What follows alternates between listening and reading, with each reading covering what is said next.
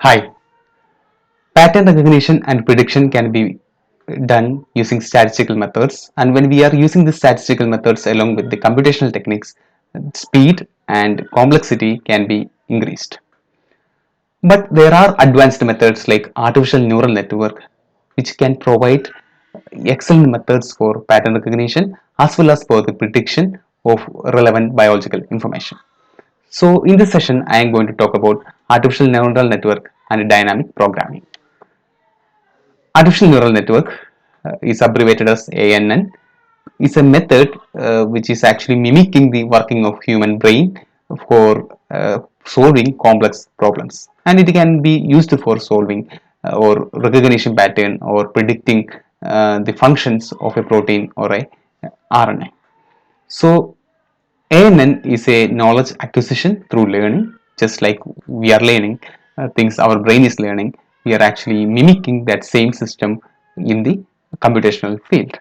So the whole scenario works just like neurons in our brain.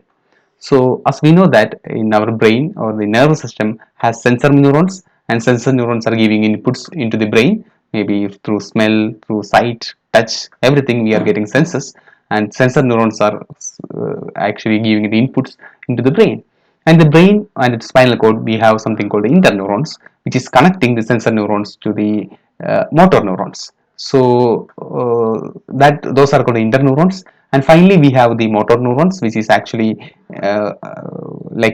having the effect, it's controlling the body parts, maybe controlling the muscles, controlling the heart, controlling the maybe like our movements. Everything is controlled by these motor neurons. That's how our brain works. So in this ANN, artificial neural network, we have three layers: input layer, hidden layer, and output layer. So this is similar to the sensor neurons, interneurons, and the motor neurons. So our data is actually feed to the input layer, and there are complex connections between the input layer and the hidden layer.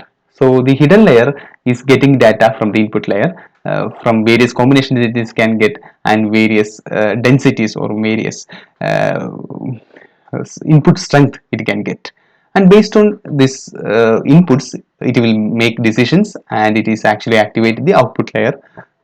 So from the raw data we can actually make predictions. Okay, so this type of computational technology is called artificial neural network. So this thing, this artificial neural network can be used for studying or predicting biological information, because the biological information is very much complex, and prediction and pattern recognition is very much difficult. We can use the artificial neural network. It's a multi-layered approach, and it has three different layers, as I said before: input layer, output layer, and hidden layer.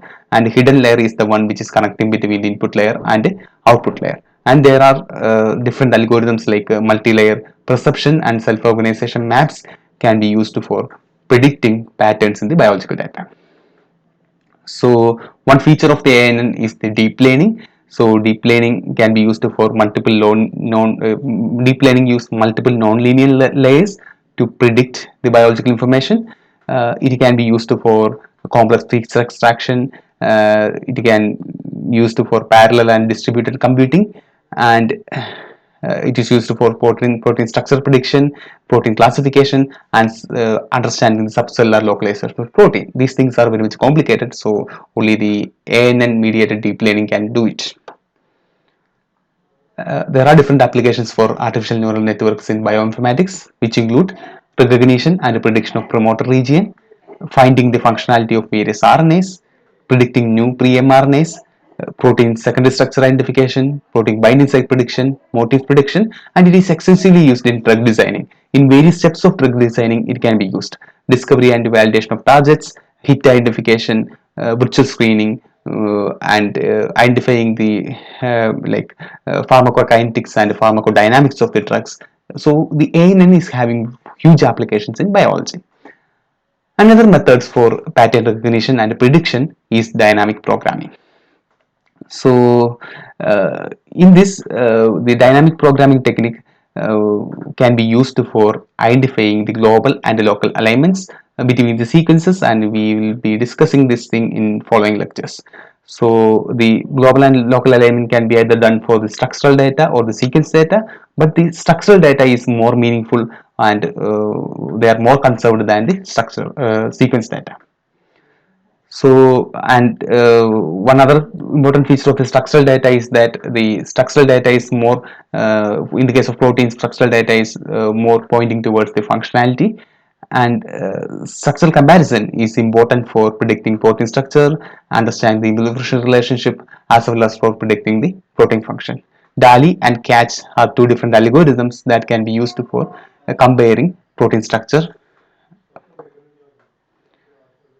And this dynamic programming as well as the artificial neural network along with the statistical pattern recognition tools can be used for phylogenetic analysis uh, and the microarray analysis.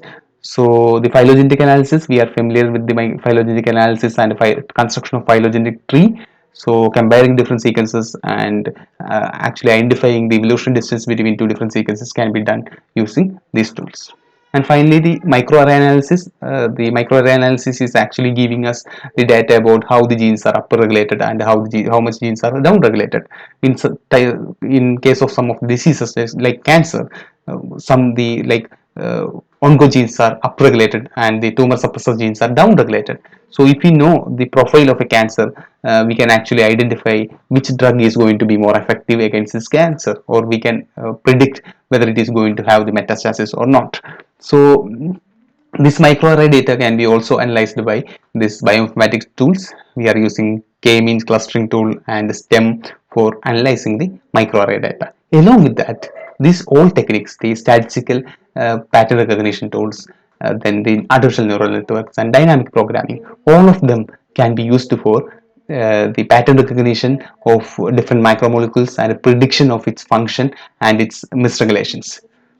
So these are the some of the pattern recognition tools which is commonly used in bioinformatics. So its name, description, and the computer environment in which it is working is also given. So thank you so much for listening.